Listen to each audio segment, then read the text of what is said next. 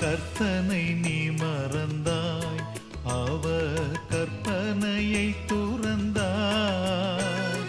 பக்தியின்மை தெரிந்தாய், பொல்லா பாவ வழி திரிந்தாய்.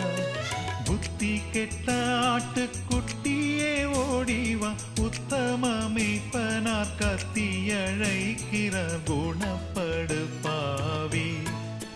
தேவ கோபம் வரும்